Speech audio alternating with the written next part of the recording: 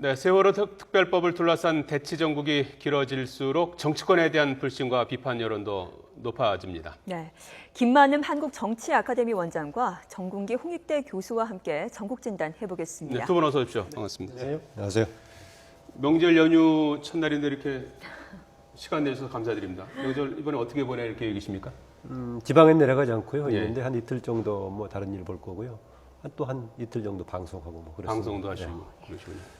예, 뭐 정 저도 교수님은요? 우리 평론가들은 뭐 반방송인 아닙니까? 예. 방송도 하고 또 예. 대학은 개학이 됐거든요. 아. 수업 준비하고 그렇죠. 네. 그렇군요. 자, 먼저 여론조사를 좀 살펴보고 본격적으로 얘기 나눠보도록 하겠습니다. 한국갤럽이 진행한 주간 여론조사인데요. 네. 먼저 대통령 지지도를 보시겠습니다. 직무수행 평가에서 박근혜 대통령이 잘하고 있다는 응답과 잘 못하고 있다는 응답이 똑같이 45%가 나왔습니다. 이 긍정적인 평가는 그대로인데 부정적인 평가가 조금씩 늘고 있습니다.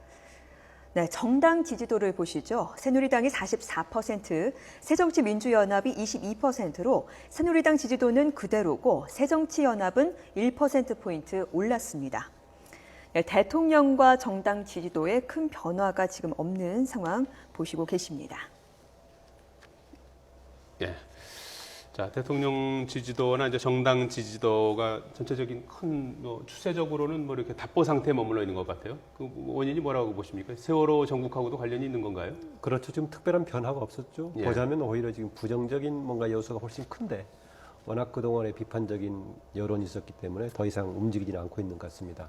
먼저 대통령 지지도 관련해서 마침 이번 조사는 또 반반이 나왔네요. 똑같이요. 네. 긍정과 부정이 나왔는데 기준에 따라서 어느 정도를 가지고 우리가 좀 호의적인 평가를 할 것인가, 50%를 넘어야 될 것인가, 어느 정도를 애매하긴 한데요. 예. 이런 건 있습니다. 대통령이 아무리 잘하려고 해도 우리 사회에 구조적인 한계가 있으면 달성하지 못할 수가 있죠. 네. 경제 아무리 잘하려고 해도 국제적인 조건이 안 좋으면 또 그것 때문에 그렇죠. 파동이 예. 일면 대통령에 대한 지지가 안 좋을 수 있는데요. 다만 이런 점 아쉬움이 있습니다. 박근혜 대통령에 대한 국정 수행에 대해서 부정적인 평가 이유가 뭐냐? 방금 얘기했던 여러 가지 잘하려고 했는 가운데 안 됐기 때문이라기보다는 대통령의 국정 운영 방식을 두고 하는 것이니까 대통령이 좀 그 점은 염두에 두고 조금 개선할 여지가 있는 부분 아닌가. 소통의 문제라든가 이런 등등에 주로 이제 부정적인 평가를 하고 있단 말이죠. 그래서 박근혜 대통령이 표방했던 100% 대한민국 그런 걸 염두에 두고 있다면은 바로 그 점에서 부정적인 평가라면 조금 대통령이 뭔가 성찰해서 시정할 부분이 아닌가 그런 생각이 듭니다. 예. 나온 게 말씀 좀 드리자면은 야당의 경우는 지금 딱히 마침 보니까 새정치민주연합은 여당의 절반이에요. 44대 22 이렇게 절반인데 예. 최근 상황에 대해서는 여당, 야당 모두 부정적인 평가를 받을 것인데요. 예. 야당의 경우에는 주요 정파가 세 부분으로 구성이 되어 있는데요. 과거에 김대중 대통령을 지지해왔던 세력, 이후에 노무현 정부를 지지해왔던 세력, 그리고 이른바 개혁 진보 세력이 포함되어 있는데 이 세 분파 중 어느 쪽도 새정치민주연합을 두고 자신의 정당이라고 생각하지 않고 있다. 그러다 보니까 구조적으로 저는 새정치민주연합은 지지도에서 한계가 있다라는 것입니다. 그래서 이 문제를 해결하지 않고는 이 답보 상태의 정당 지지를 좀 야당으로서는 극복하기가 쉽지 않을 것이다. 정당 지지도는 저 반인데 그건 또 그렇더라고요. 대선 후보 이렇게 또 선호도에서 보면 또 야당이 또 그렇죠. 우세하고 높고 그런데 잠재적으로는 그런 분들이 있는데 정당 지지가 낮은 이유는 잠재적인 야권 국민들이 예. 자기 당이라고 생각하지 않고 있다는 말이죠. 그런 일체감이 떨어지다 보니까 평상시 정당 지지도에서 항상 저조하게 나온다 이렇게 네. 봐집니다. 정 교수님, 여론조사 뭐 내용 중에서 좀 눈여겨봐야 될 대목이라면 어떤 겁니까? 그러니까 대통령의 44%, 5% 이것도 예. 대통령 신경 써야 됩니다. 그죠? 왜냐하면 저는 왜 50%를 넘지 못할까? 일부 여론조사에서는 넘은 적도 있는데 다시 이제 44%라면은 이번에 그 추석 관련해서 민생 메시지를 발표할 때도 세월호 유가족에 대해서 대통령이 언급이 없었어요. 이런 점은 좀 아쉽다. 이런 게 좀 반영이 되는 게 아닌가 싶은 그런 느낌 들고. 언급을 좀 했었어야 된다고 보시는 건가요? 그렇죠. 대통령이면은 뭐 세월호 참사는 이번 우리 2014년 대한민국을 흔든 예. 참사인데 당연히 대통령이 한마디 했어야 되는데 예. 그런 점에서 아쉽다. 참모들이 강력하게 건의해가지고 여러 가지 대통령 심기가 불편하더라도 메시지를 내야 됩니다. 했어야 되는데 그런 점이 아쉽고요.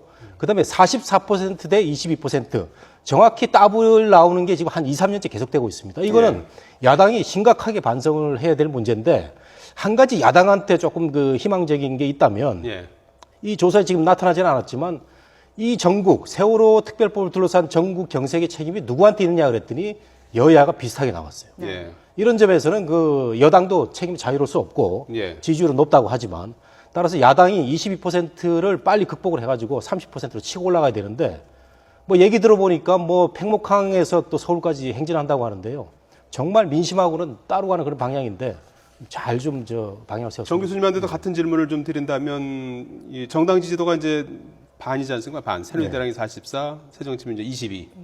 근데 이제 대선 후보 지금 저 잠재제구 후보군 지지도에서 야권이 이제 우세한 그런 모습을 보이고 있는데 이런 그 좀 이렇게 일치하지 않는 현상은 왜 그렇다고 보십니까? 아무래도 그 대권 대선 주자들은 예. 개인기 본인의 그 개인기에 많은 평가를 해주는 편인데 예. 뭐 야권에서는 지금 대선 후보들이 많지 않습니까? 예. 뭐 여러 명이 있는데 그 중에서 지금 문재인 의원도 최근에 강경 그 전략을 치고 나가지고 잘 뭐 나오고 있는 편인데 상대적으로 여권이 대선 주자가 부족하다 보니까 생긴 현상이고요. 예. 근데 1등은 또 김무성 대표 아니겠습니까? 이런 걸 보면은 또 여당이 뭐 또 그 그렇게 불편한 상황은 아니다 이렇게 볼 수 있죠. 네. 그 개별적인 대선 후보로서의 지지도 관련해 가지고는요. 최근에 이 사람 앞서고 뒤서고 뭐 한 3명 정도가 3강 내지 4강을 구성하고 있는데 예. 예전처럼 이렇게 30% 나와 가지고 무슨 대세를 형성하거나 그런 사람들은 없습니다. 조사 결과가 낮게 나왔을 때 예. 1등도 여야당 섞어서 조사했을 때는 10%못 넘는 경우가 있고요. 아무리 높아도 10%대에서 고만고만합니다. 사실은요. 그래서 지금 정도에서는 대세를 형성하고 있을 정도의 후보군은 아직은 착근이 안 되는 그런 상황입니다. 네, 추석을 맞아서 참 정치권이 쓴소리를 많이 듣고 있습니다. 일은 제대로 안 했으면서 추석 상여는 제대로 받아가고 있다. 뭐 이런 네. 얘기 듣고 있는데 지금 급여나 상여 문제 다시 도마 위에 올랐어요. 어떻게 보십니까? 네. 우리나라 국회의원들이 뭐 세비라고 그러죠. 세비. 예. 세비가 참 많습니다. 그 많다는 그 비난이 일어가지고 뭐 세비 깎자는 얘기가 있었는데 2년 동안 지금 국회 상임위에 계류돼 있고 정확히 얼마를 받느냐면요. 네. 지금 화면에 나오고 있고. 한 1억 4천만 원 받습니다. 연간. 예, 연간 1억 4천만 원이고 이 세비는 우리보다 GDP가 2배인 영국과 프랑스에 비해서도 많습니다. 이건 뭐 상당히 문제가 있는 거죠. 그래서 그 수당과 함께 뭐 입법 활동비, 근데 입법 활동 안 했는데 입법 활동비 받아갔고요. 그다음에 추석 상여금, 또 설날도 있고 한데 다 받아갔어요. 네, 법안 처리는 지금 연건인데 추석 상여금이 387만 원. 또 설날 상여금도 있어요. 똑같은 액수가 있어가지고 참 네. 문제입니다. 그 GDP 대비 얘기 나왔는데요. 그동안에 국회 자체에서 각국 비교 정리해 놓은 거 보니까 GDP 대비 기준으로 했을 때 우리나라가 세계적으로 앞에서 2번째 내지 3번 정도 높아요. 예. 일본이 가장 높은 것 같고 1인당 GDP에 우리나라가 5.8배 정도를 국회의원들이 받고 있었어요. 상당히 높게 받는 쪽입니다. 그래서 돈 받는 건 문제뿐만이 아니라 다른 역할을 어떻게 하느냐 굉장히 문제고요. 또 하나 스스로가 얼마나 특권 의식을 가지고 있냐 문제 아니겠습니까? 조금 전에 자막에 화면에 그 387만 8,400원 이제 추석 상여금 받는 걸로 나왔는데 보니까 평상시 받는 기본급의 한 60여만 원 되는 기본급의 60%를 보니까 추석 상여금으로 주더라고요. 예. 우리가 회사에 따라서는 인센티브 제도가 있지 않습니까?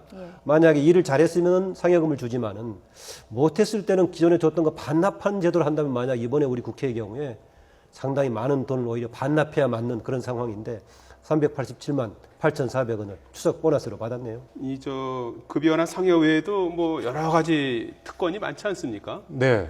그 어떤 것들이 뭐 이제 이제 입법 활동비가 있고 예. 또 특별 또 입법 활동비도 있고 예. 뭐 이제 세비 계통에서는 그렇고요. 예. 그 외에 이제 그 여러 가지 특권들이 있는데 예를 들면은 뭐 그 저는 다른 것보다도 우리나라 국회의원들이 가지고 있는 독특한 또 그 사실상의 특권이 있습니다.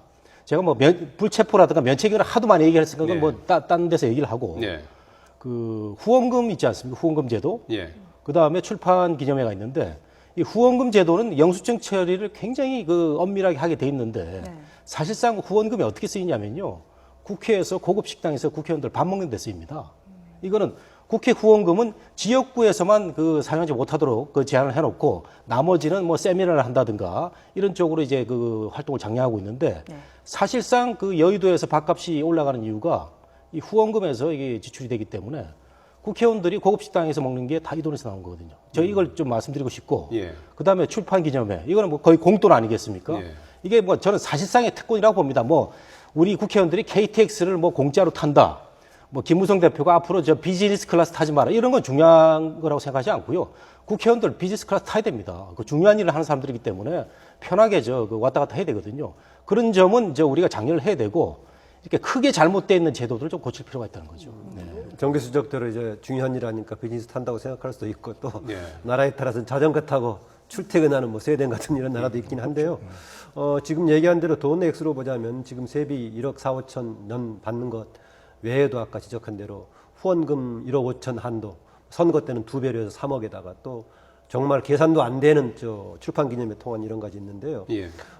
저는 그 국회의원들이 이런저런 활동에도 불구하고 가장 큰 특권이 뭐냐라고 보자면은요. 지금 대부분 구성원들의 지금 90몇 %가 새누리당 아니면 새정치민주연합 소속이란 말이죠. 예. 이렇게 지금 최근에 가장 많은 욕을 먹고 있죠. 욕을 먹는데 다음 선거에서 또 누가 되느냐? 새누리당 아니면 새정치민주연합 소속 국회의원들이 8, 90% 된다는 말이죠. 예. 왜 그러냐 보면은 이 1, 2당에게 선거에서 프리미엄을 줘가지고 1, 2번을 받게 돼 있습니다. 그럼 1, 2번에 공천받는 사람이 대부분 되는 것이죠. 그래서 저는 국회의원들의 사실은 정당의 특권이지만은 이것을 가장 먼저 기호 순번제를 없앤다면은 현재 이번에 국회의원들 잘못했다고 한다면은 우수수 다음 총선에 떨어질 겁니다. 그런데도 불구하고 1, 2당에 대한 프리미엄이 계속 작동하다 보니까 그중에서 당선된다. 저는 그 점에서 그런 근원적인 특권을 없애는 것도 필요하다고 봐집니다. 네. 예. 그 제가 국회의원들 그 제도에 좀 말씀 좀 더 드리면 지금 일 안 하고 이번에 상여금 받아갔다고 그래서 지금 온 여론이 들끓는 거 아닙니까? 예. 그렇죠.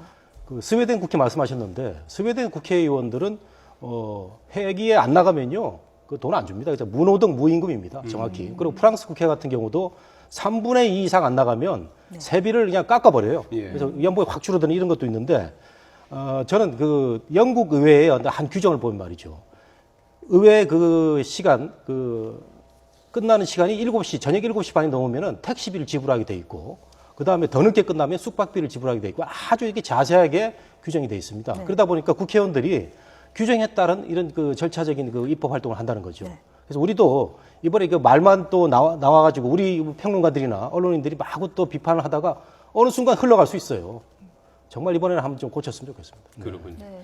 뭐 교수님이 말씀을 해주신 김에 지금 선진국에서는 또 국회의원이 입법기관 그 이상 이하도 아닌 곳도 있다고 하더라고요. 연결해서 한번 말씀을 해주시죠. 그게 이제 그 의회가 생기는 역사적 배경이 있는 조건에 다르고요. 나라의 규모가 다를 겁니다.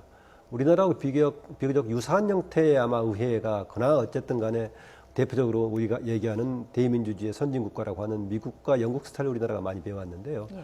요즘 우리나라에서 복지제도 때문에 많이 인용하고 있는 북부의 작은 나라들, 강소국들의 경우에는 정말 일도 열심히 하지만 특별한 대우를 받지 않는 그런 만큼으로 되어 있습니다. 우리의 경우는 아까 돈 얘기 나왔습니다마는 국회 내부에서 계산되지 않는 돈도 많이 받죠. 특별위원회 활동하면서 받고 이번의 경우에 국정조사 특위 돈 받았다가 지금 심재철 위원장 반납하고 이런 일도 있고 하는데 예. 상임위 또 받고 이런 과정들이 있어 그런데요. 이거는 우리나라의 규모를 가지고 조금 강소국에서 운영하고 있는 의회하고 비교하기는 쉽지 않습니다. 예. 강소국도 우리가 말로는 명예직이라고 하는 실제는 우리나라만큼 받지는 않지만 받고 있습니다. 아까 예를 들었던 스웨덴의 경우에 최근 환율로 보니까 우리나라보다는 한 7, 80% 정도 세비 비슷하게 받고 이런 게 있습니다. 대신 우리나라를 이야기할 때 국회의원들이 너무 많지 않느냐라고 얘기하고 있는데 인구 규모로 보면은 세계적인 평균보다 조금 못 미치고요. 예. 땅덩어리, 영토 규모로 보면은 우리나라 상대적으로 인구에 비해서 이게 작기 때문에 거기에 비해서 조금 많은 쪽들입니다. 그래서 국민들을 상대하는 특권을 저는 줄이려면은요. 예. 제 역할을 제대로 못한 국회의원은 다음에 당선이 안 되는 그런 기제가 작동이 된다면은요. 서로 열심히 하려고 할 것이다. 그래서 예. 저는 근원적으로 그 문제를 보는 게 필요하지 않냐라고 알겠습니다. 봐집니다. 시간이 뭐 지금 거의 다 됐는데 지금 세월호법 때문에 지금 국회가 사실상 뭐 개점 휴업 상태인 상황에서 이제 추석을 맡고 있지 않습니까? 어제 이완구 새누리당 원내대표하고 박영선 원내대표가 뭐 비공개 회동을 했다고 하는데 뭐 아직 뭐 성과가 있었는지 없었는지 뭐 아직은 뭐 없는 것 같기도 한데 양쪽 다 뭐 추석 직후에는 이제 해법을 마련해야 되는 거 아닙니까? 그렇죠. 두 사람이 이제 협상 대표다 보니까 예.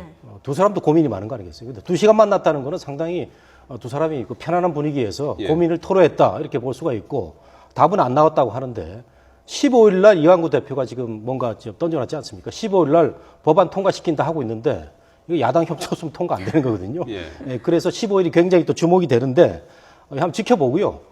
오늘 국회에 나서 말씀 좀 더 드리면 예. 영국 국회의원들은 그 사무실이요 동료 의원들하고 공동으로 쓰는 사람도 많습니다. 그리고 보좌관들 보통 한 2명 정도 있습니다. 2명 있고요.